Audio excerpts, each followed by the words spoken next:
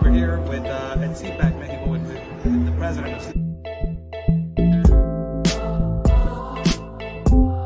Mis amigos migrantes, pues aquí estoy. Total catastrophe, and it is a crisis.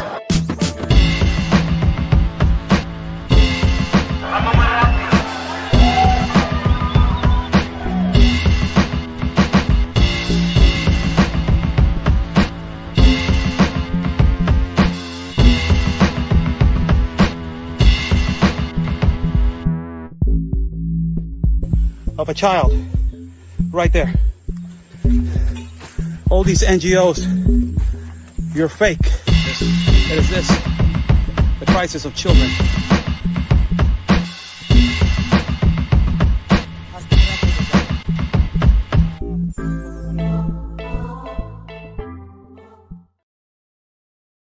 Thank you so much for joining in. I'm Oscar Blue for Real America's Voice News and Different Networks. Today it is January 9th. The time is 6:08 in the evening. Today's question, it is Mexico next? What is Mexico? Why I say is Mexico next? They recently did an extraction of Nicolás Maduro that it was one of the most historical, I think, extractions possibly in American history. It is one of the most historical things that ever happened, possibly in American history, in terms to an extraction of a dictator and narco-terrorist and a illegitimate president of Venezuela, Nicolás Maduro. A lot of the liberals and the far liberal terrorists in the United States of America, they're complaining about why the extraction of his wife, Celia Flores, has been accused multiple times by multiple, countries of money laundering enormous quantities.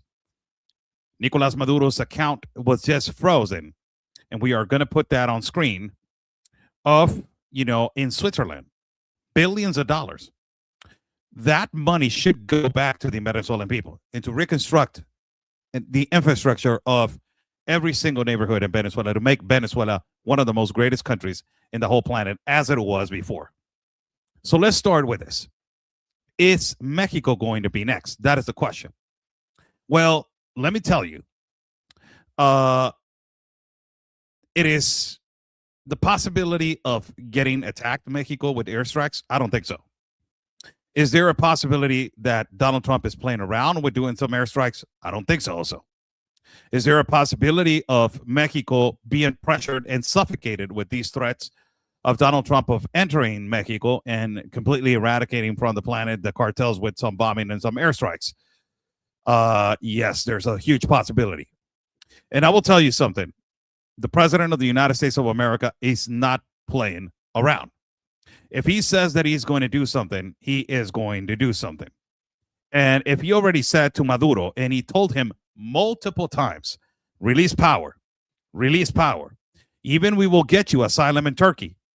Even we will grant you, if you just leave power, we will grant you to have everything that you have stolen, take it. But you will be under custody, and you will be under protection, and you will be under surveillance. We don't want you to get involved in politics in Venezuela. You need to leave. And his arrogance and prepotence never left him, and now he's locked up in a cell by 2x4. What are the consequences? Why Donald Trump had the boldness to say that he wants to go now and do airstrikes or do strikes in Mexico? Why? When did Donald Trump had the audacity and the boldness to say, I have the power to say this now on TV? Who granted him that power to have the boldness to say that? And I will tell you why. Possibly there is a direct and huge possibility that this boldness of the president of the United States of America to take this decision and to say, if they don't stop the drugs, if they don't start the narco-terrorism in Mexico, if they don't stop this, I'm going to do airstrikes. And this is without talking to Claudia Sheinbaum. After Donald Trump has said that Claudia Sheinbaum is a good lady, but she's controlled by the cartels. After that, numerous people have said that, particularly Donald Trump has respect for the Mexican president. This has nothing to do with narco-terrorism.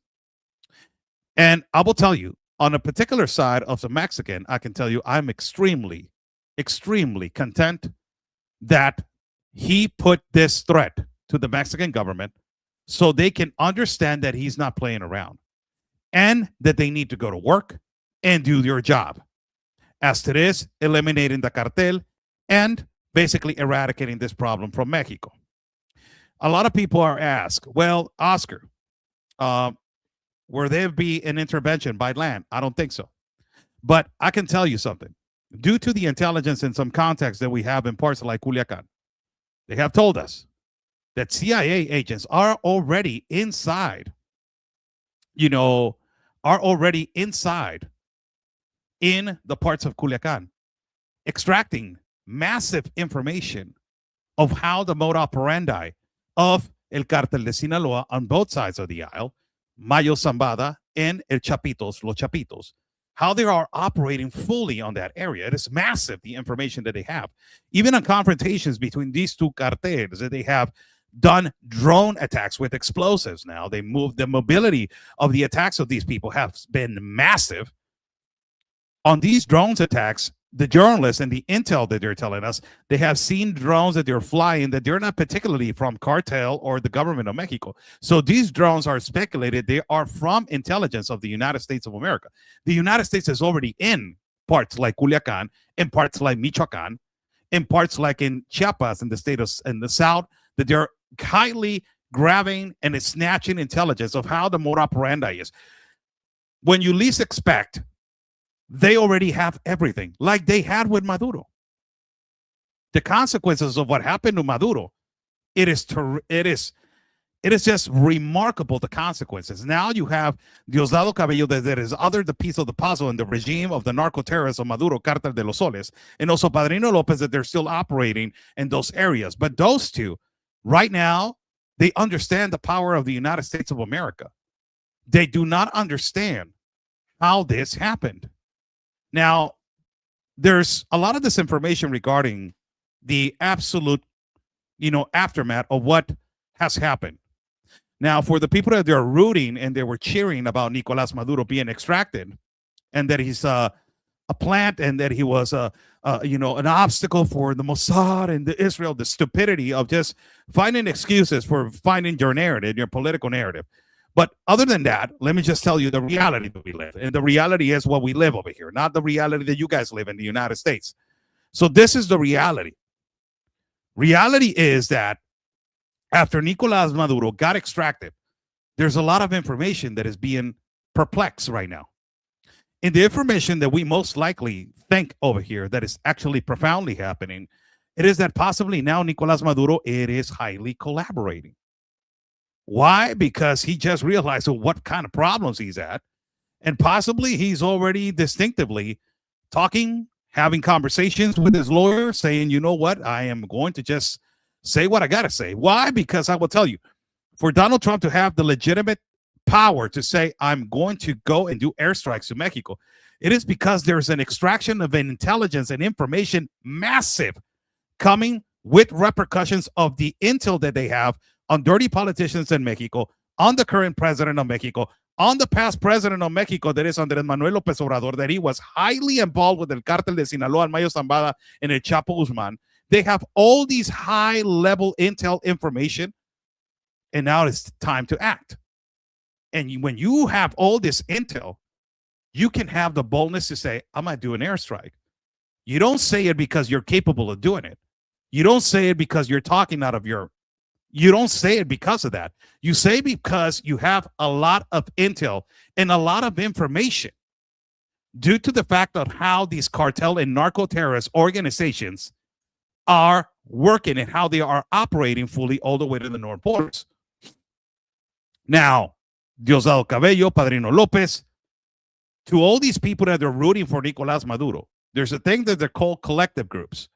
These groups are people that they are armed by Diosdado Cabello. They're mercenary individuals that they operate on motorcycle with firearms given by the government to basically defend the people, but they're not defending the people. They're oppressing, extortioning, kidnapping, and basically cutting every intel of information from inside to go outside. They're searching on the phones of the Venezuelans. They're extracting information, and they're putting every Venezuelan into threatening them if they open up their mouth to celebrate of what Nicolas Maduro was extracted. They're going to be punished.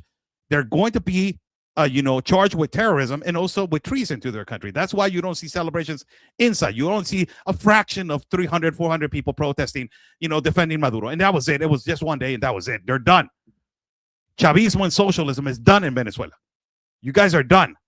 Now, also, Donald Trump has the audacity also to say, you know what? I'm going to close Helicoide. Helicoide is one of the most dangerous prisons operated by the regime. It's one of the prisons that has tortured thousands of Venezuelan people and has more than 800 political prisoners. Inside of that prison has had thousands of political prisoners. And they have been tortured. They have levels on that prison. Just to tell you how the prison operates, they have rooms where they electrify individuals, where they torture these people with, sex abuse and all this kind of stuff. It is horrible. Helicoide is one of the places that you don't want to be at. And now Donald Trump has the power to say, I'm shutting that down. And you better, Rick Scott just posted on X, you better release all political prisoners, even U.S. citizens. I'm giving you a little just slap on the wrist. You better release all the political prisoners. This to Delcy Rodriguez, that is the current one that took over the presidency, that basically they're expanding the information and speculating that she was the one that gave Nicolas Maduro to the CIA or to the intelligence authorities of the United States of America.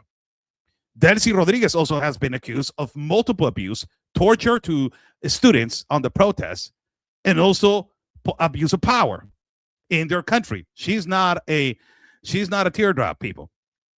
She's a horrible person, and she needs to be also persecuted. Also with Jorge Rodriguez, that is, a part of her regime, and Diosdado Cabello. Those three, those are the ones. Those are the bad cancer inside of Venezuela.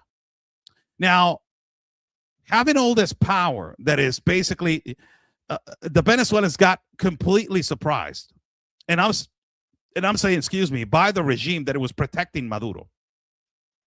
The regime that it was protecting Maduro was completely shocked and was completely surprised at what happened on the extraction. Nobody has the power to do what the United States did. Nobody. To shut down the power and to shut down the internet and hold Caracas. You got to be kidding me. It's one of the biggest cities in the world. It is incredible.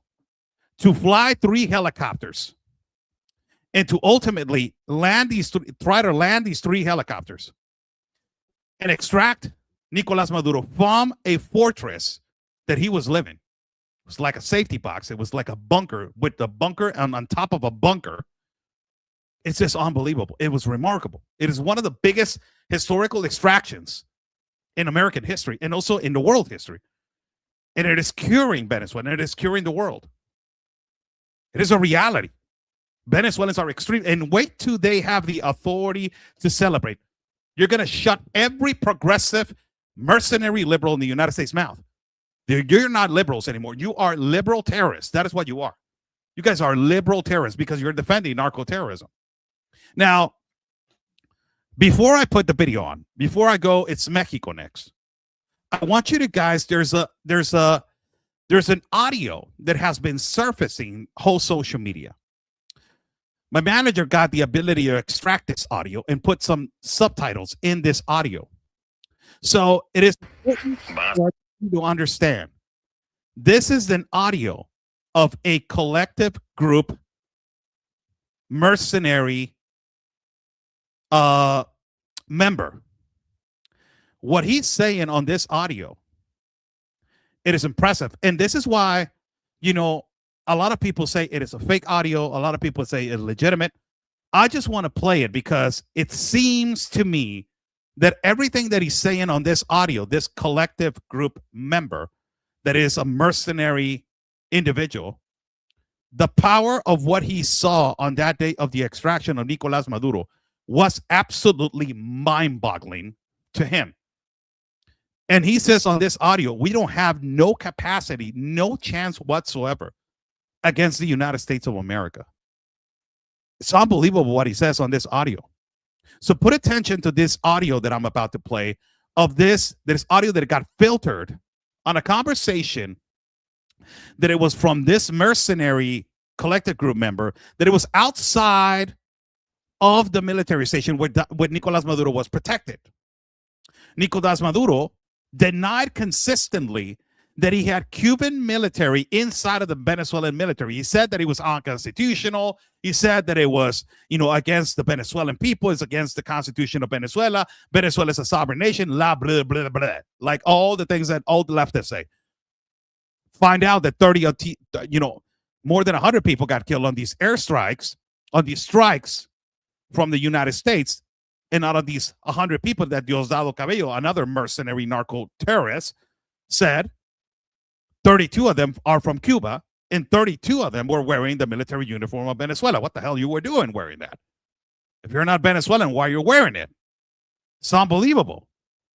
So let us put this audio on so you guys can hear it, and you guys can understand what this mercenary individual says about the United States authority. Watch the captions, people. Listen to him speaking in Spanish, but watch the captions slowly. If you guys are not wearing your glasses, I will suggest wear your glasses, because those are the captions right there in the middle of this video. Watch the captions. And before I put on the video and press play, buy me a coffee is right there, pin in the chat. I'm traveling soon, people, so I'll suggest if you guys want to contribute, I clearly need your help to go again to an epicenter for me to travel. So it's not easy. So I appreciate all your help. It's right there, pinned in the chat on YouTube. Here is the audio. Van a hacer todo eso, bueno, ¿qué más nos queda? Ya no tenemos opción, ¿no? Tienen más tecnología, mucho más armamento, no estamos preparados. Aquí hoy estaba la gente regresando los fusiles que se entregaron voluntariamente. La gente no quiere saber nada, la gente no quiere combatir, la gente no quiere. Fue bastante feo lo que se vivió en Caracas.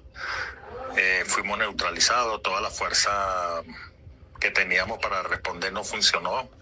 Ellos apagaron todo el sistema eléctrico, tumbaron los radares, tumbaron todos los iglas.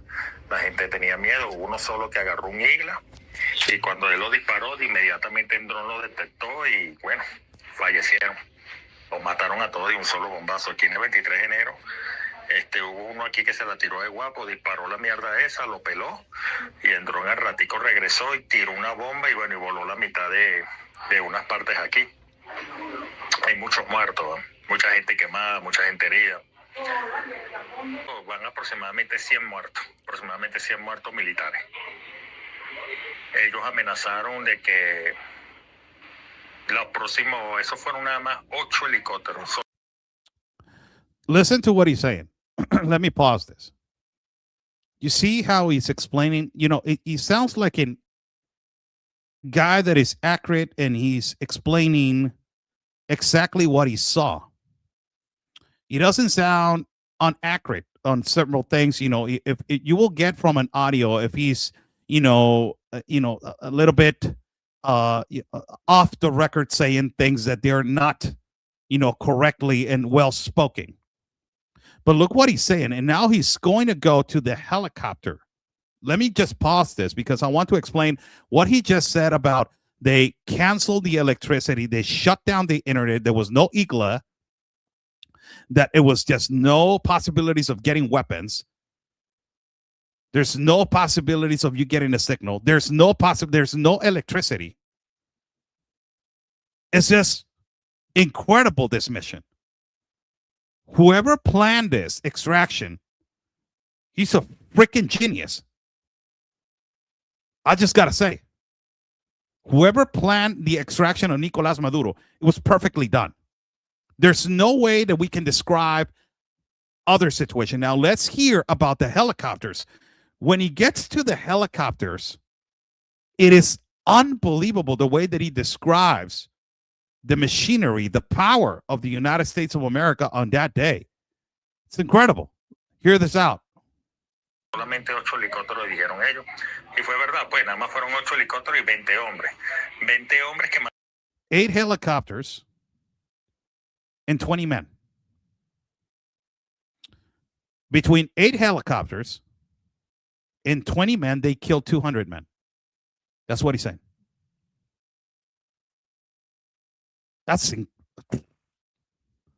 Is it correct? Is it inhuman? I don't care. Is it extraction of a narco terrorist that he destroyed more than 332,000 lives inside of Venezuela, has more than thousands political prisoners, has, with his regime and Chavez regime, pushed more than 12 million Venezuelans out of his country, migrated. Jesus. Delta Force. You are on another level, man. 8 helicopters, 20 men. I will answer all your questions. Listen to the podcast. You guys are asking questions right now. I'm not going to get interrupted to see your question. Listen to your podcast. Delta Force, my God, 20 men, 200 killed, 8 helicopters.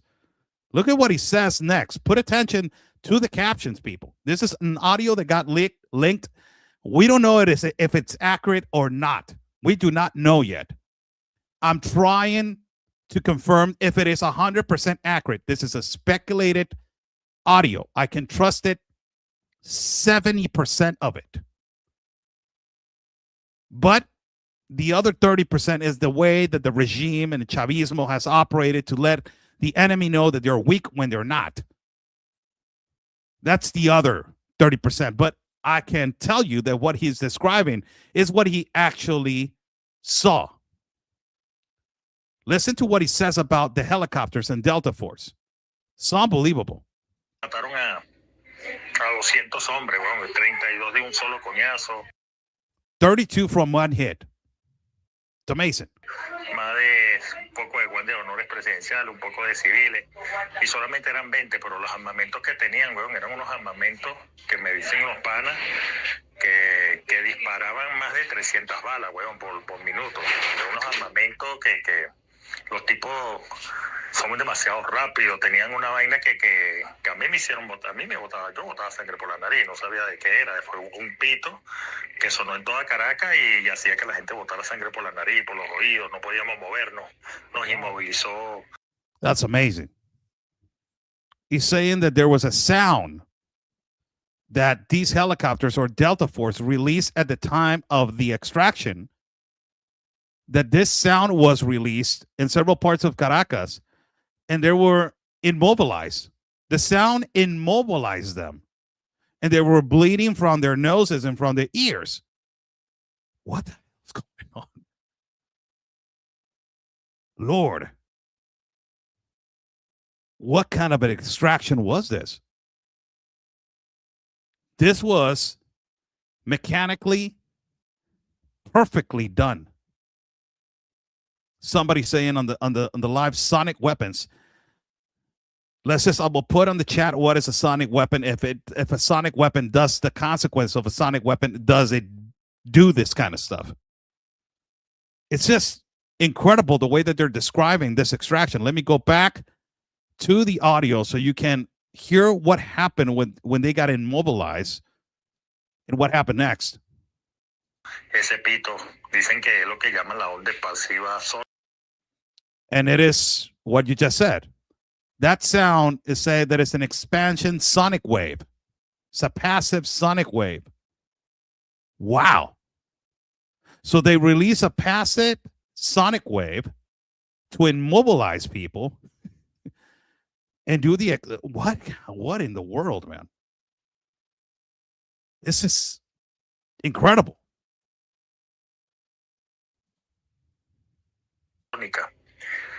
Fue algo muy horrible, fue una vaina muy arrecha. Y vamos para un ministerio, ¿no? Porque los cargos los van a poner son los Estados Unidos. Van a desmantelar todos los cargos. They're going to dismantle every position. So they already know that the United States is going to take charge. Now they're talking about this, and this is what it's actually, this is why the accuracy of this audio makes me believe that is 70% truth. Why? Because everything that he's saying, it is actually happening. They're dismantling every position. Now, they are basically the American consulate in Caracas has already opened again. It's operating. The consulates are operating, which makes you understand, and they're releasing in political prisoners as we speak right now, what makes you understand that they're advancing in the power to take, the decisions inside of Venezuela and removing this regime. Viene una transición. Claro. No sabemos cómo se va a dar. Lo que sí sabemos es que las órdenes que hay es que todos van a entregar los cargos. Van a poner gente de ellos encargados de los Estados Unidos. Van a abrir la embajada americana en los próximos meses. Creo. They're going to remove everybody from charge. They're going to put their own people in charge. And they're going to start opening an American embassy in the next incoming months. I think it's this week or next month. What happened? I believe that the American embassy right now, it is working in Caracas.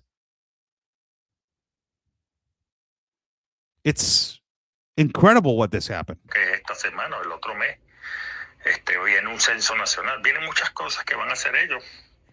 Con la Policía Nacional va a quedar desmantelada. No se National Police is going to be dismantled. sabe cómo ellos quién van a poner ellos ahí, a quién van a poner ellos ahí. Pero sí, hay unas instrucciones, ¿no?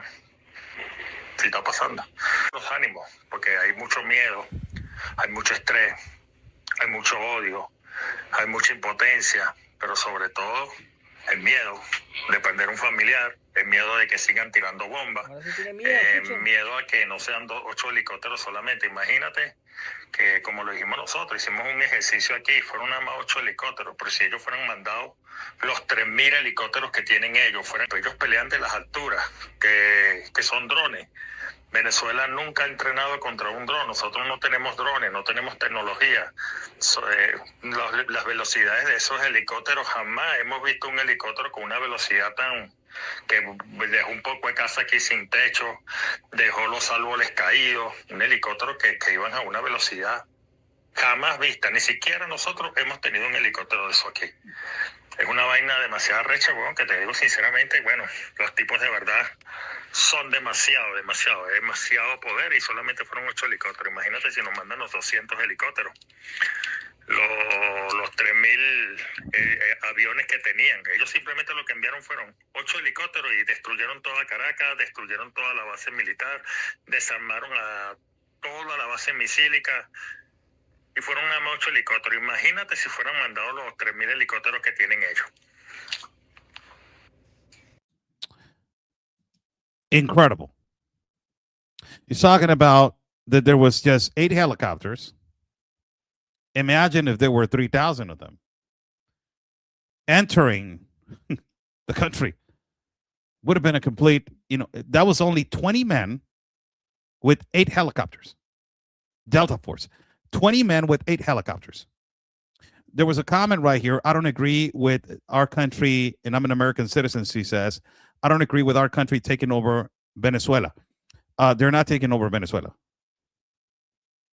The Venezuelan people are going to have possibly elections again, and it is a sovereign nation, and it is going to have freedom. If you have never lived in a socialist with this dictator, there was no way. There was no possibility that Nicolas Maduro was going to get removed. The United Nations, it is the worst organization in the planet, the most corrupt organization in the planet. They were not going to remove them. Russia was not going to remove them. They're extracting oil for more than 25 years. They're stealing oil from Venezuela for more than 25 years. China was stealing oil for more than 25 years. Iran was stealing oil for more than 25 years. How did that end it? Was China, Iran, and Russia helping the Venezuelan people? Was Venezuela a prosperous country? You got more than 12 million migrants from Venezuela that they left their country because of the poverty, because of the situation and the dictator, narco-terrorists. Is the United States plan to take over Venezuela? No, that is incredibly irresponsible to think that. Will there be extraction of oil, minerals? Yes. They were the ones that they started the industry in Venezuela. They were the ones that were there with Mobil. Venezuela and the part of Chavez hijacked those companies, and they owe a lot of oil to the United States of America. The only way to reconstruct that country, is it with Iran? Is it with Russia? Is it with China? How's that going, by the way? Now, if he's planning to do airstrikes in Mexico, it is a whole different ballgame. Oh my God, he's planning to do that. He's trying to take over Mexico, invade Mexico. No, stop. Stop with those thoughts. Who's going to take over the cartels then? Who's going to eradicate the cartels? The Mexican government?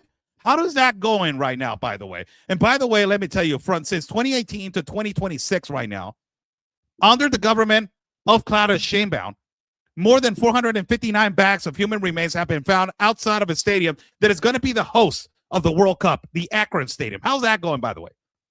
Under the government of Andrés Manuel López Obrador, a socialist, for the 6 years, more than 200,000 murders due to homicides to cartel activity. Numerous statistics name Mexico one of the dangerous countries on the top 5 of the world. Controlled by who? By the cartel. Who is going to remove them? Is it Russia? Is it China? Is it Iran? Is it Venezuela? Are they going to help us remove the cartels? Who do we need? Are the statistics and stats given out by Claudia Sheinbaum actually accurate about what is happening in our country? No, they're not. She's lying. She's classifying all the homicides from a homicide into an involuntary manslaughter. What does that mean? It means that I slipped, I failed, and I died. When you find a decapitated body, when you find a dismembered body, when you found a body in the mass grave, when that body was raping, assaulting, when it was involved with a cartel, that murder, it is justified under the books of Claudia Sheinbaum as if I slipped, I failed, and I died. This is the reason why the United Nations has classified Mexico as one of the most safest countries. Why? Because the UN is corrupt. The UN is a far Marxist humanitarian organization that sucks money out of vulnerabilities and horrible situations that are happening in the world. And they even create these crises so they can suck money out of it. I was in the Darien Gap, by the way, and they never stopped the Darien Gap. It had to be shut down the border all the way to the United States so Panama can have the authority to say enough is enough. So who's going to have control of the cartels? Who's going to do it? The CIA is involved. You better stop the guns from the United States. Okay, all right, yes, we know. Who's going to stop the cartels? Sheinbaum? Is she doing anything about it? No, she's not. She started deliberating leaders of cartels because she was pushed because of the threat of a tariff. Because they have intel on all these dirty politicians that they're involved with the cartel. More than 50, by the way, have been exposed by the Department of Treasury of the United States of America as being involved with the cartel. More than 12 companies has been exposed by the Department of Treasury to be linked to Los Chapitos to be delivering illicit substances to create fentanyl. And why those companies were not closed after they exposed them? Because they were being paid off. The government was being paid off. And why Claudia Sheinbaum never closed them? Because she's not going to close them until the Department of Treasury said, close those companies in Mexico and expose these leaders that they are inside those companies deliberately delivering the illicit substances. Few months ago, the biggest laboratory was discovered in Zacatecas. More than 40 acres in Zacatecas that were seized and detained after the pressure of Donald Trump on designating all the cartels as terrorists and putting the threat of a tariff, whether Americans think, oh, the tariff doesn't work. Okay, all right, yeah. After putting the threat of a tariff, Mexico started exercising and doing something about the cartels. We need to do something about it. We need to show him that we're doing something. And they dismantled the biggest laboratory, more than 40 acres with more than 700 million doses of drugs that were detained and seized. Imagine that. Those laboratories were operating under the government of Andrés Manuel López Obrador, that is the teacher and the master of Clara Sheinbaum. She was installed by Mossad. She was installed by Israel. That doesn't work over here, dumbass. What it works over here, she was installed by the cartels. Yes. Who controls the cartels? It's Israel. No, it doesn't. They were involved with dismembering and putting bodies and all this kind of stuff. But it doesn't mean that they control the whole country. All these liberals, man, that they make this stuff up. Oh my God. Sickening. We live over here, we experience the real situation. Meanwhile, other people are just reading articles and making stuff up. Meanwhile, we are suffering the consequences over here. More than 20,000 agitators of violence were arrested after the pressure of Trump. More than 1,200 laboratories have been dismantled after the pressure of Trump. These kind of laboratories were destroyed and destroyed and destroyed. Why? Because the pressure of Trump. And now he has the audacity to say this. Why he will say, if they don't control it, I'm going to do an airstrike in Mexico. Is that resigned with me that is okay? No, I'm not okay with that. Because I'm Mexican. Did that reside well with the Venezuelan people? Yes, it did. Because they were living under 25 years of dictatorship. I have lived all my life, 45 years of age. I'm going to be in the next incoming days. It's my birthday. 45 years I'm going to be. On the 45 years, I have never seen in my life a good president. Not even one.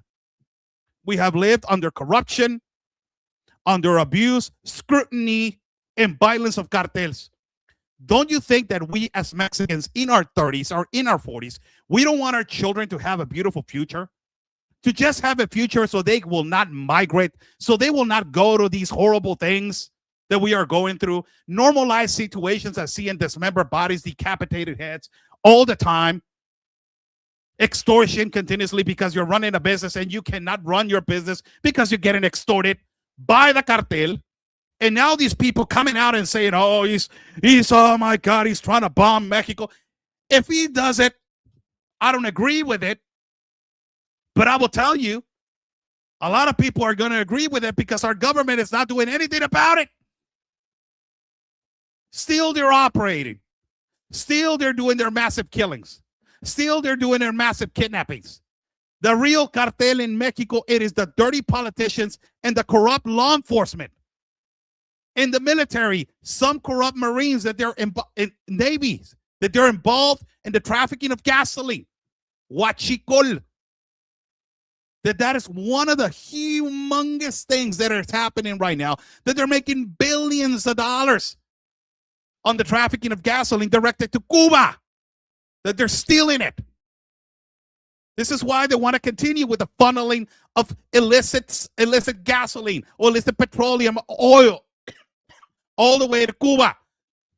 You know how many millions of barrels they were delivered from Mexico to Cuba in 2023, 2024, 25? 87 million or 8 million, something like that. And until now, more than 80,000 barrels, I think, per month, they're delivered. Now, it is a checkmate. Why? Because now with the extraction of Maduro, the Sanchez with oil from Venezuela that it was funneling to Cuba, what they're going to do now, they're going to cancel that. And the only ones that they are going to rely on Cuba to receive oil, it is going to be Mexico. So now Mexico, that is pressured with the cartels, is going to be like, holy cow, what am I going to do now? If I'm pressured now by Trump and the funneling of helping with oil from Venezuela all the way to Cuba, it is canceled. Now I'm going to hear it from Diaz-Canel to say, hey, man, how are you going to help me now? I'm not receiving help from Venezuela. How are we going to deal with this?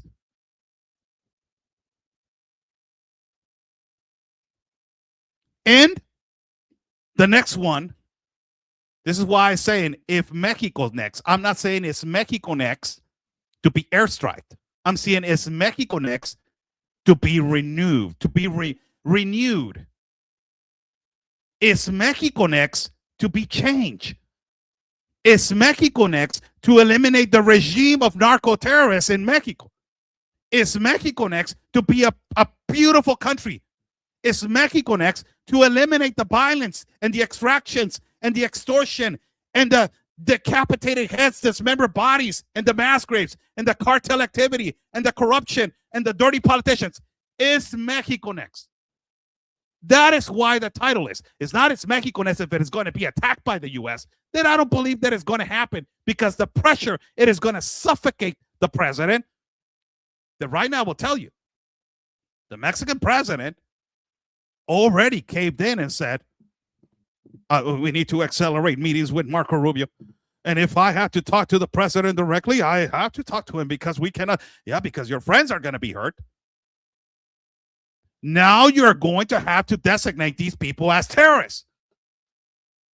That's what they are. When you decapitate, when you extract organs, when you kill, when you kidnap, when you abuse women, when you abuse children, when you are recruiting minors from elementary schools, from junior high schools, from high schools, polluting their brains with narco-terrorism and telling them that they can be the next Sicario and make millions of dollars, and then you kill them, that is terrorism. They need to be designated as terrorists. That is what they are. This is the statements of Donald Trump on Fox.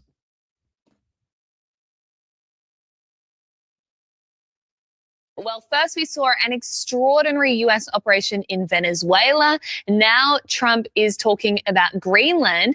And just today, he also said the U.S. would start doing land strikes in Mexico against the drug cartels. Here he was on Fox News.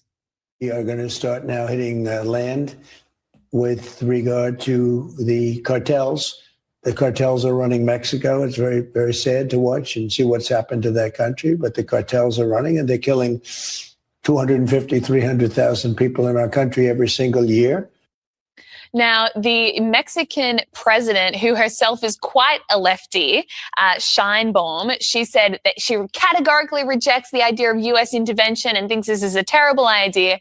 But, Jamie, the reality is Mexico does not have control over their border, over much of their own country. It is being run by cartels. 70,000 people a year are dying from fentanyl coming over the border. So why shouldn't Trump strike the cartels?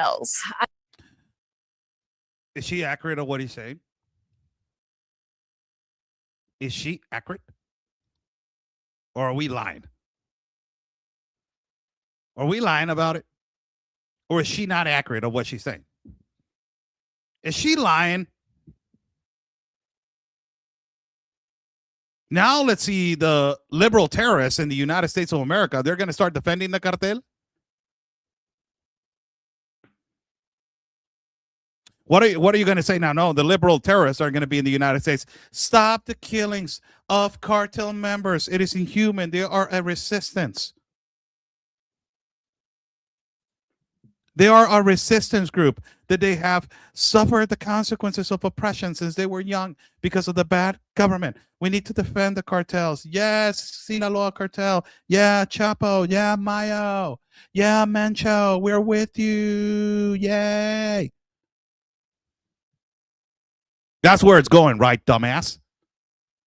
Right? That's where it's going.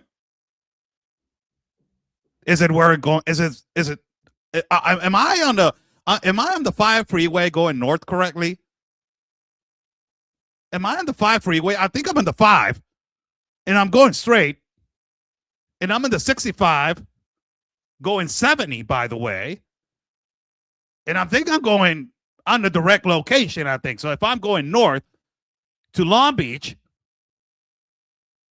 that's a liberal terrorist. They're going to start, yay. Oh my God, he's going to destroy who? The cartels. Oh my God, that is so bad. That is so bad. He's going to destroy the cartels. That is an invasion. The Mexican people must be so mad right now that they're doing that. No, it's Joe Biden who's trying to bomb the cartels. Oh my God, he's such a humanitarian. He's such a good guy. He's so good to the country, so good to the world. Oh my God. No, it's Trump that is doing it. Oh my God, he's such a king. He's such a dictator. He's the worst of the worst. Oh my God, he's violating human rights. It was Obama that he did. Oh my God, it was Obama. Oh my God. I knew it. I knew it. He's such a good guy. He's trying to save the world. The Republicans don't do that. He's trying to save the world. Oh my God, he's trying to save it. He's trying to save it. Oh my God, I knew it. It was Kamala Harris. I knew it. I knew it. Backed up by who? By AOC, Rashida Tlaib, Ilhan Omar, Jerry Nadler, and Chuck Schumer, and all of them. Oh my God, it's the team. The team is saving lives. No, it was not. It was just, it was Marco Rubio, and it was the President Trump, and it was Pete Hegseth. Oh my God, they're such a Nazis. They're so Nazis. They're so white supremacists. They're trying to save people by bombing them. That's how you do. You ran a campaign that there was not going to be no wars. So you're trying to save the world from bombing. Oh my God, how dare you?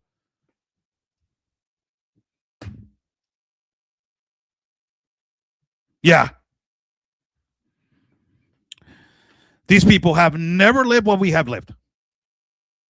Never. You have never experienced what we have experienced. You have never walked on our shoes. And you don't even know what the Venezuelan people have suffered and how they feel about the current situation. They're sick and tired of it. And how the Mexican people, we feel like this. You think that do we want this? Is that we want this for the rest of our lives? Who's going to come and save the country?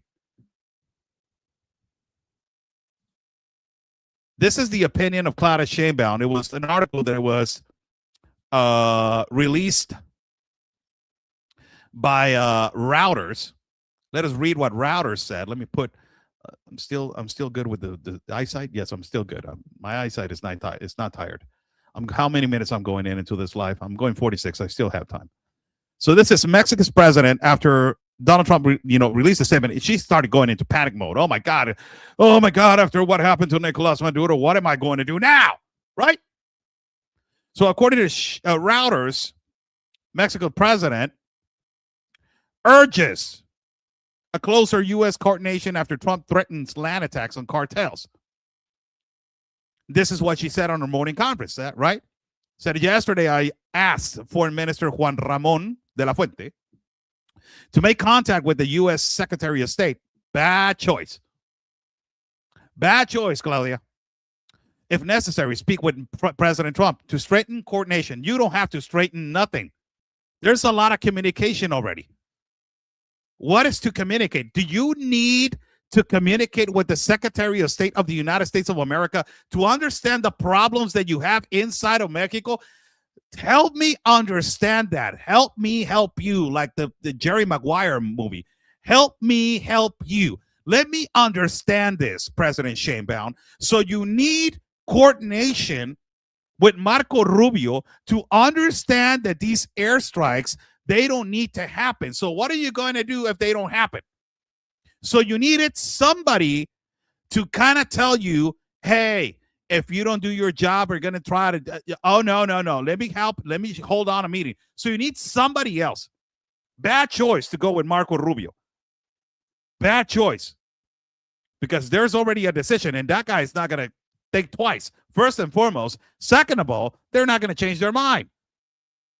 And whatever you're going to try to negotiate, you're going to have to act and do something now. Because these people are trying to eliminate a problem that has been a cancer to our country of Mexico, and it is metastasizing this country. This cancer, it is metastasizing. And by the way, isn't it nice that socialism is getting their butt kicked? Press number 1 on the chat if you feel hip, hip, hooray right now, celebrating that socialism is getting a can of whoop ass. Put number 1 right there in the chat. I want to see all ones right there. Massive ones in the chat. I want to see all ones. All of you are getting a whoop ass right now. Are getting a can of whoop ass. Because socialism might work in China, but it doesn't work on the West. It does not work on the West. Let me tell you. And Venezuelans, they're extremely happy. Isn't it ridiculous, ladies and gentlemen? In the live feed, thank you for all the ones. Thank you for all the ones. God bless you. People that they don't like socialism.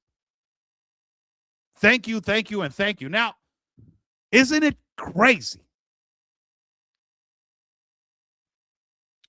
Isn't it crazy right now?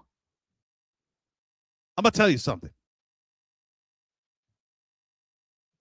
That all Venezuelans are happy, but there's a few far leftists in X and also in other platforms. They're saying, no, that's not true. You have a lot of the Chavismo that they have been oppressed by the Sanchez. Shut the hell up. You don't even know what you're talking about. You just go about, the Mossad and it's Israel and it is the Abraham Accords and it's Israel with the Isaac or whatever Accords in Argentina. The regime change, it is Maduro and it is Maria Corina Machado that she touched the wall. And because she touched the wall, the Wailing Wall, now she's with Mossad. Like, oh my God, Jesus Lord. My God, where is it, man? Where are the sound alarms right here? Jesus Lord, where are they, man? Oh my God.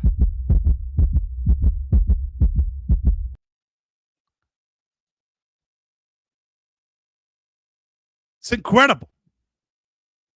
Isn't it crazy, ladies and gentlemen, that the only ones right now that they are even attacking Venezuelans, they are far leftists, and they're calling the Venezuelans traitors to their own country, vendepatrias, when they fled from the regime to another country, and these far leftists are calling them vendepatrias, traitors to their own country. They're being mistreated. They're being spit on. They're being insulted. How did that happen? These people are evidence of it doesn't work. This is a dictator, a narco-terrorist. It doesn't work. And these people are actually attacking Venezuelans. It's freaking crazy, man. It's freaking crazy. Have a bunch of friends that they're Venezuelan. Have hundreds of Venezuelan friends. Walked on caravans with some of them. A lot of them, they stay in Mexico. Hundreds, they stayed in Mexico. Have Venezuelan friends that they are professional journalists that they ask for asylum correctly. They're living in Miami. They're living in New York. And I'm like, all of them, they're like, what it is going on? We are the evidence that we left that because of that narco-terrorist. And these people are attacking us now because we left. So we are wrong from leaving. We should go back and suffer. We should go back and suffer the consequences of that regime and that narco dictator. Holy cow. They're not even mercenary progressive liberals. Oh, Hasker gets paid by his handlers. Their handlers are Mossad and Israel. Shut the hell up. This is not even progressive mercenary liberals. These are Western liberal terrorists. That is the term. Western liberal terrorists. No other term, people. Today is not my birthday, for people that they're asking. In a couple, I'm gonna say my birthday. When is it? It is on Sunday. Sunday is my birthday. Thank you so much. I'm gonna be 45.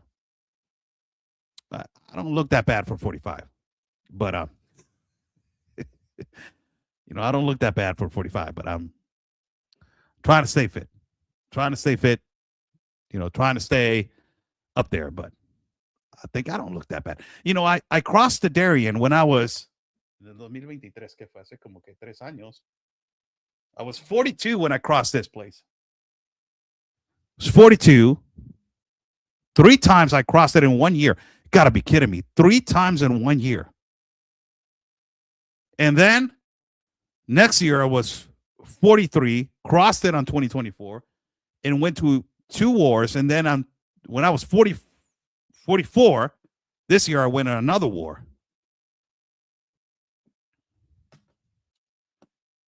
So I don't think my age is not the topic. I just wanted to go back. People started saying like, "Hey, what's going on?"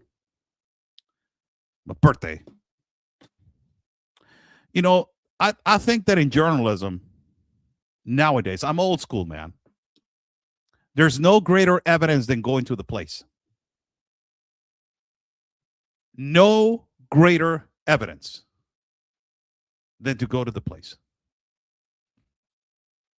Oscar, your link to buy me a coffee isn't working. You need to try it a couple of times. You know, I'm changing a page on YouTube. This YouTube page, it sucks. It's not good anymore. So you need to get out and get in. And I want to say thank you to Ibon. Says, just supported you. Thank you for all you do. God bless you. Thank you so much. People are there supporting me on Buy Me a Coffee for this incoming birthday. I want to say thank you. Guys are, 45, man. 45 like the 45th president of the United States of America. Oh my God, he's a Trumper. He's a MAGA. No, I'm not. I was raised by a father that he's a conservative, my dad, and he's a Reagan Republican. My dad is a Reagan Republican. He doesn't agree with Trump. My dad does not agree with Trump, but he's a Reagan Republican, and he raised me to believe that Reagan was the best president ever, in life. So I was raised with that idea that Ronald Reagan was the best president ever. I have read Ronald Reagan's, books and all this kind of stuff. So, God bless you all. Thank you so much for joining in. 56 minutes going into this live chat, into this live. Is Mexico next? And I'm not saying Mexico should be targeted. I'm a Mexican. I will not love to see my country be airstriked by another military. No. And believe me, the Venezuelan people will never agree with that also, but they got liberated after that. And I have to understand that right now my government and my president are looking extremely incompetent and extremely stupid. Why? Because the president is feeling the pressure, and now she says, well, we got to talk to Marco Rubio to have these dialogues and to have to try to understand if we are, if we can come into terms to see what. You got to be kidding me. You need a dialogue to understand that the cartel is running your country? There's no way in hell that you need you need help to understand that. Even you're a part of it, you're getting paid off, you're a bot. Something's got to give. You're wrong on so many ways. The country is going backwards 70,000 miles. Another contribution. Thank you so much, Huck. Assess fight the good fight, Oscar. Thank you so much, man. Thank you so much. Thank you so much, Huck. Thank you. God bless you, man. Little Marco has come a long way. Yes, he's presidential candidate. Better than JD Vance. With all respect to everybody. Way better than JD Vance. More capacities, more capabilities. More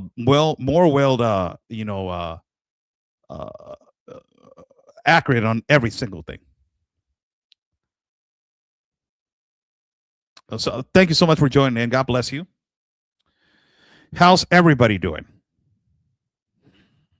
It's a really difficult topic because we have to now, we need to go to the ground, ground to ground, places where the actual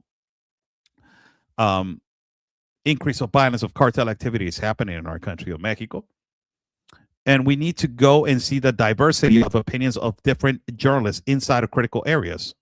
Michoacán, Culiacán, Guerrero, all these places are extremely bad. They're really bad. Tijuana, the place that I live in, it is really bad with cartel activity.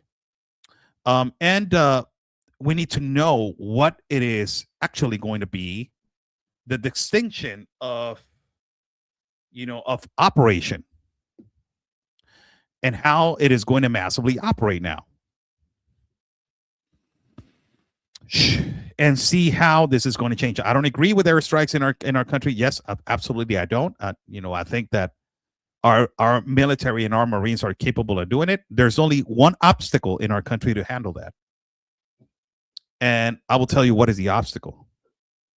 The obstacle, it is called corruption. And I have said so many times this saying. Somebody, when I was back in the day, told me this saying, and it was a teacher. He told me, Oscar, who has the fault? ¿Quién es culpable? Who's culpable on this? Is it the corruption or is it the corrupted? And I said, I don't understand. Is it the corruption or is it the person that is corrupt? Who has that fault? And he told me this because he was a teacher of, history. He was a teacher of history. And I immediately started thinking, like, man, that's a tough question, man. So who is at fault, the corruption or the corrupted? And I said, well, if there was no corruption, there will be no person that is corrupted. So I said, okay. So I said, the corruption? And he said, you sure? And I said, man, you got me thinking there, man. No, I'm not sure. Said, please think about it. And I said, you know what? I think it is the corruption. Yes, I believe so. And he said, neither of the two. And I said, neither of the two. How is it? Neither of the two, because the word should not be existing in our country. And I said, you are right. It is like a cancer. It shouldn't be in your body. If you don't take care of it, a lot of things are going to happen. You're going to get sick. We have a huge obstacle in our country, and it is called corruption. Comment from X. Melimel. It says U.S. government as a whole is definitely a problem. Deep state and all. There's a lot of blackmail from the deep state. There's a lot of problems with the United States government, and I'm not even going to lie about it. And we have to understand that this cartel situation, it is a bilateral problem. It also involves the United States of America. Why? Because the United States of America is the number one buyer of cocaine, the number one buyer of fentanyl, the number one distributor of fentanyl, the number one buyer of child trafficking. Just see what happened under the Biden administration. More than 350,000 children were lost horribly. So where they are? Where are they? We don't know. So it's a bilateral problem. And also the United States of America, not American citizens, the corruption, the cartels operating inside of the United States of America are the number one distributors of massive firearms into cartels, the terrorists. Also, Marco Rubio has addressed this problem in Mexico in his press conference, and he said, we're trying to do our best to decrease this level of trafficking, because these guns are not only going to Mexico, they're going to Costa Rica, going to Dominican Republic, they're going to Haiti, they're going to different places. And we have found guns that belong to the United States of America that they are clearly, dispersed in the, definitely in several, different locations of the continent. So it makes you understand that this is a bilateral problem. It is a bilateral problem. Whoever doesn't think that this is not a bilateral problem, it is clearly not informed of how this has worked. You have a lot of corrupt, agents that they have come work with the cartels, work corruptibly with, with criminal organizations, infiltrated agencies, the letter agency that everybody knows, it starts with the letter C, infiltrated and bad, destabilizing several situations. We understand that. We as Mexicans, we know that. You're not teaching, you're preaching to the choir. All of this stuff we already know by heart. We already know everything by heart. You're just preaching to the choir. We already know that this is a bilateral problem. Knowing that this is a bilateral problem and our country is not being, doing anything about it, and it's not trying to handle this problem, not trying to eliminate this problem. Well, when you hear this, you're like, man, will that eliminate the problem? Doing some airstrikes, will that eliminate the problem? Will that calm these people down? Will that eliminate some situations? That's the other question, because it's going on for more than a century, man. There's problems. So it's not going to be eliminated with one airstrike. It is going to be a calling to say, hey, you know what, I'm coming. This is why I think that it has to be handled. I think the pressure that Donald Trump said with this, yes, I have him. Yes, more than 70. L.A. Almeida Gallardo. Let me put this comment, and this is a reality. Oscar Blue, I don't know if you have information. Narco gringos, the ones who soon also bring big loads of the United States of America all the way to middle north side of the United States because the cost money of the pound. Yeah.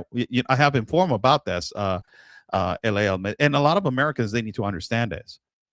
The majority of the people that they traffic, and this is according to federal system, and the federal system, don't get your feelings hurt. The majority of the people that they traffic synthetic drugs and illicit fentanyl into the United States of Americans are Americans, U.S. citizens. Let me just say it. And there was a really immediately, some of the people in the chat when I was informing that, immediately people were like, what kind of Americans? Ah, cabrón. ¿Cómo que what kind? Yeah, what kind? Because there's a lot of Americans. There's the Hispanic, and there's the black, and there's also the Asian, and there's also there's no distinction of color when you're an American. Your birth certificate says United States citizen, United States of America. Aren't you the country that color doesn't?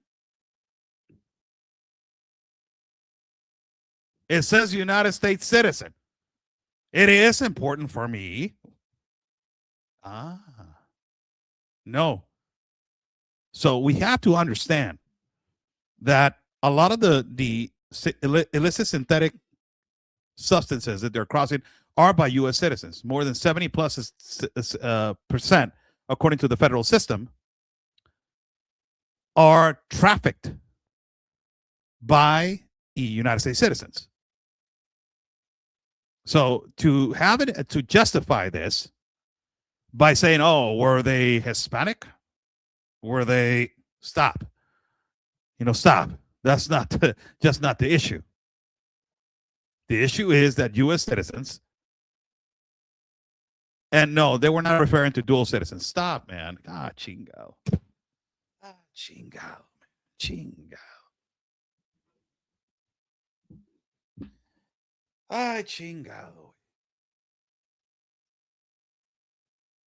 Chingo. Let me put something on right here. Let me put something on the screen. Let me just put something on the screen.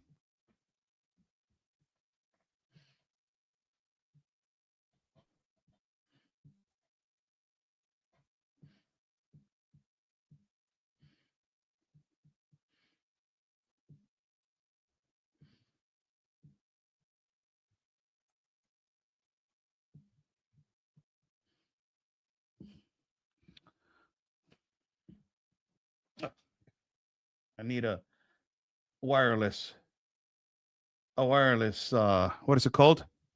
Wireless, okay.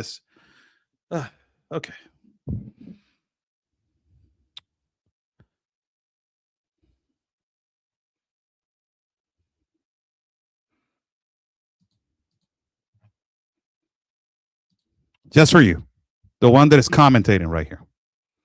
It was a suggestion of what they may have been talking about. Don't get mad. No, I'm not getting mad. I'm about to put something on the screen for you. That's why evidence is so great.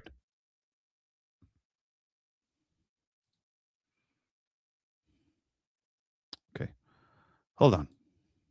Before I leave.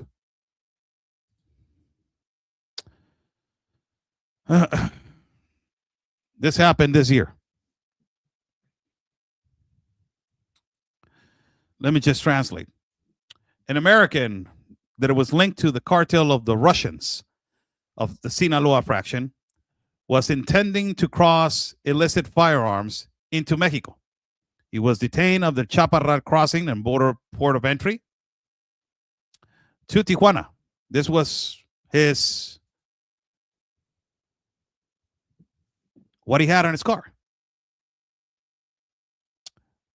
Does this guy look like he is a dual citizen? That was his car.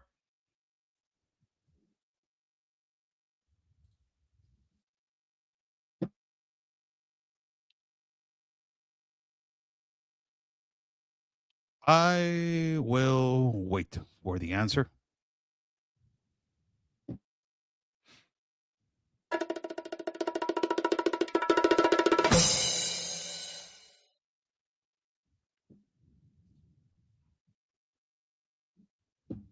Does he look like he is a dual citizen? Let me see what was the name?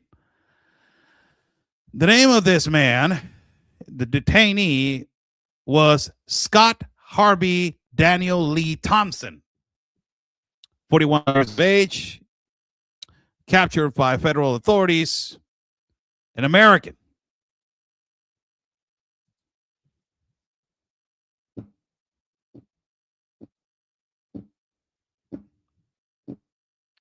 Justifications are the number one to defend the undefendable.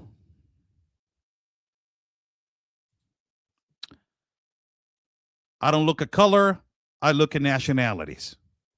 Me, that I have documented migration worldwide, I don't look at color, I look at nationalities. I look at the problems of the nation. I look at the problems of the country.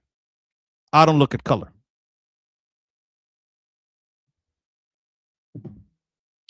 When I always look at color, is where they are progressive, mercenary, white liberals, Hispanic liberals, and black liberals. I will look at color of that. That's the only option when they're Marxists and they're socialists. I have an option. But when it comes to common sense, he's Caucasian. Whatever you want to call it. How's everybody doing? Thank you so much for joining in. Oscar Blue for Real America's Voice. For my platform, Oscar Blue, not for Real America's Voice News. I'm not at Real America's Voice News right now.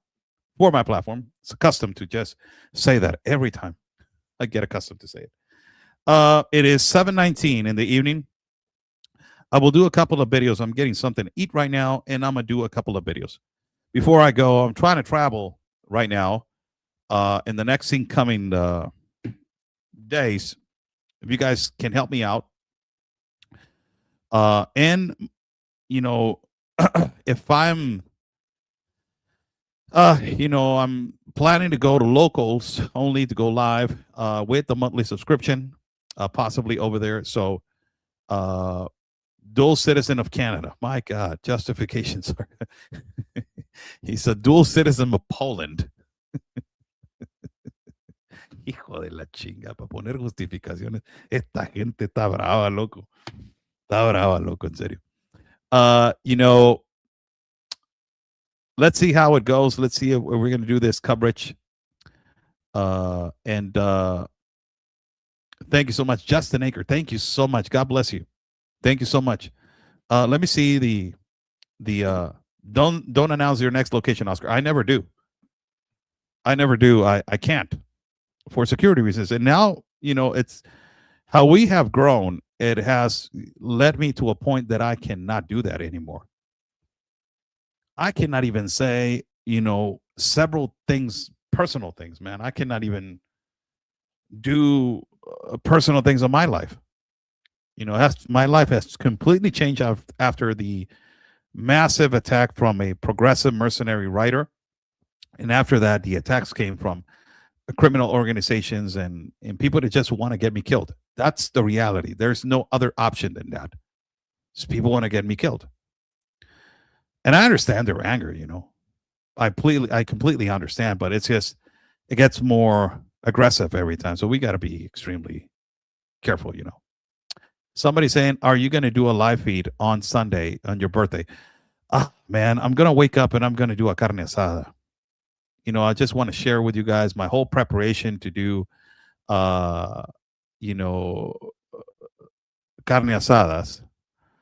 Uh, it's a whole preparation. I'm on the grill early. You know, I like to get out there. I don't drink beer anymore, so I stopped drinking beer for almost yeah, we're going on 7 years now, man. I've stopped drinking beer almost 7 years. And so I don't drink anymore, and it's most certainly I don't smoke cigarettes and I don't smoke nothing. So I drink rum every once in a while, rum. So I'm gonna have a glass of rum and celebrate with my carne asada. Make some tacos, really good tacos. I'm really good on the grill. I just gotta brag about it, and I'm gonna brag about the whole day, and I'm gonna brag about it to everybody. I'm really good at the grill. Not even gonna lie about it. And see how that goes, man. Somebody saying you don't smoke weed. No, absolutely not. I don't want to be dumb, so I don't smoke it. Captain Morgan and Coke. No, I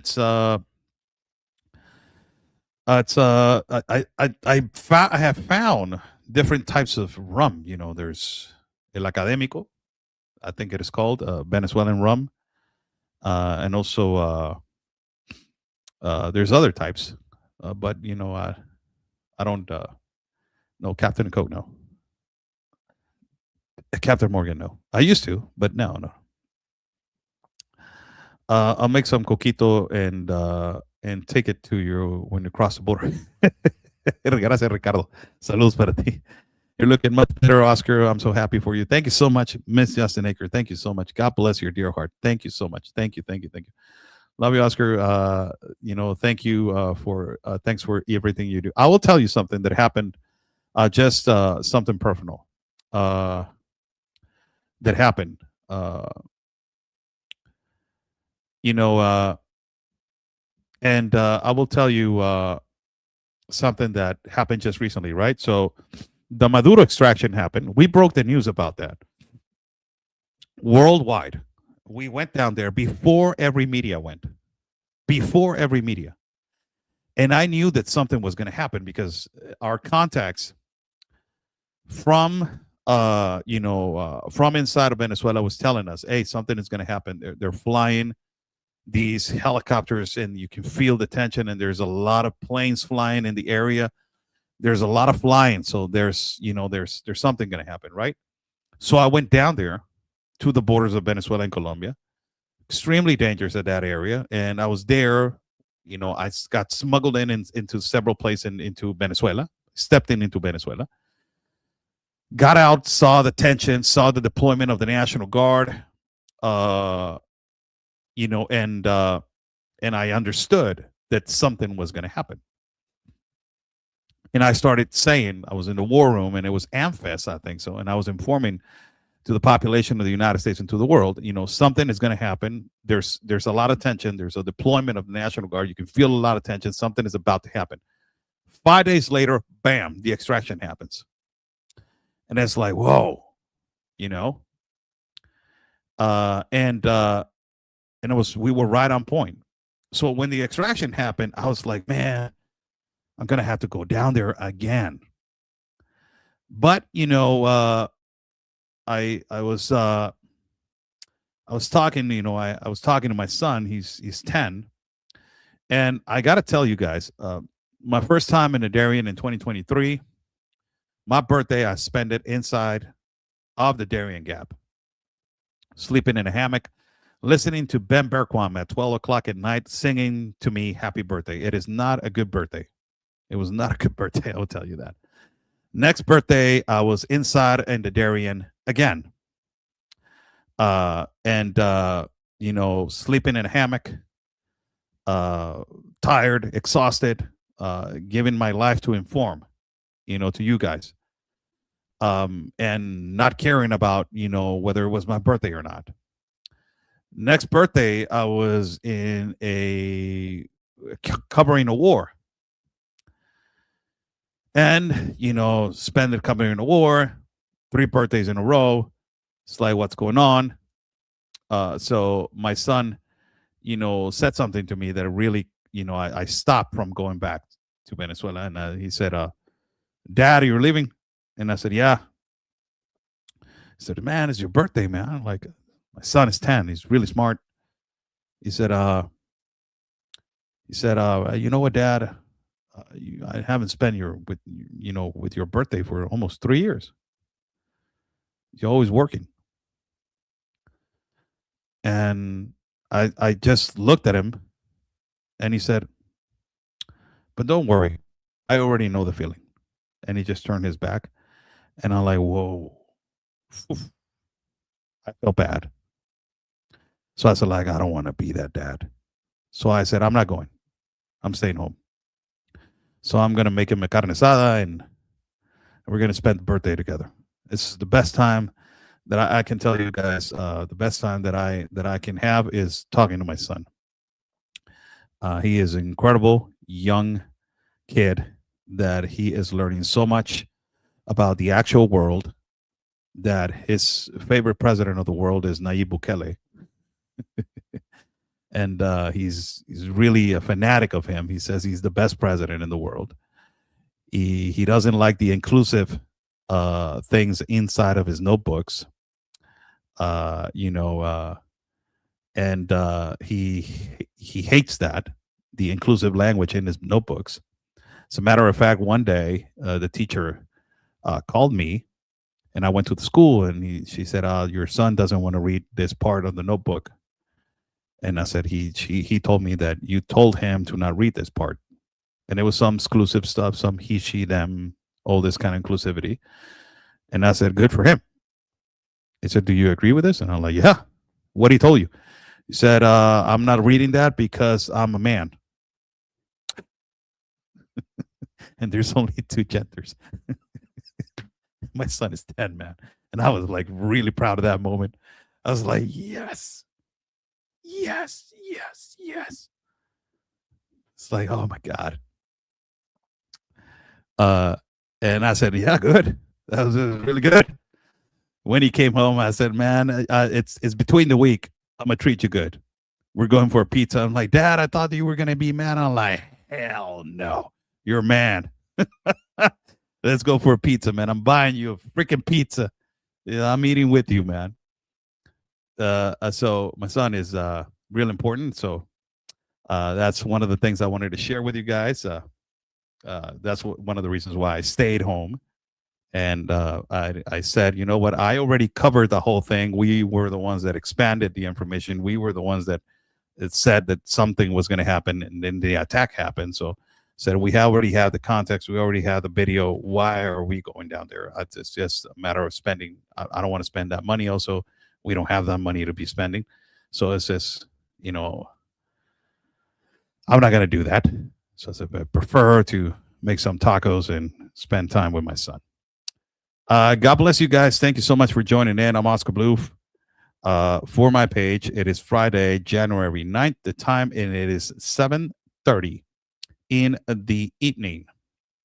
The topic of today, it was, what is Mexico next? And I already explained why I said it's Mexico next. And I explained it well. So I will go to buy me a coffee to just say thank you to the people that contributed at this particular moment. Let me see if I can. My God, they already locked me out. Let me see if this. Hold on a second. I have a bunch of messages. Every time that I go live, people start calling. It's not even fair, man. Why? Let me go right here. Okay, buy me a coffee. Let's see, log in. Yeah, let's see right here. Jesus Lord, already logged out. All right, hold on a second. Oh my God. Don't you guys hate that when you are going somewhere else and you just logged in and then logs you out? It's like, oh, I got to do the whole thing again. Like, it's just so stupid. Oh, so let's just right here. It's just stupid. I'm sorry to say it that way. Okay. I would like to say thank you to Gail. My God, thank you so much, Gail. My God, thank you. Miss Bicky, thank you so much. Miss Lisa, thank you so much. Anonymous, thank you so much. God bless you, Anonymous. Also, Miss Margaret, thank you so much. Danny, thank you so much. Yvonne, thank you so much. Huck, thank you so much. And Miss Just an Acre, thank you. God bless you. Thank you, and thank you. Stay safe, everybody. Nino said that you were going to report from the Colombian border. Yes, we canceled that trip. I already went there, and I reported that there was going to be a possible tension and an attack, and then it happened, and I didn't go back. There's no reason to go back. There's nothing to report right now. It already happened. God bless you. Stay safe. And like we always say, people, God's plan, it is our mission.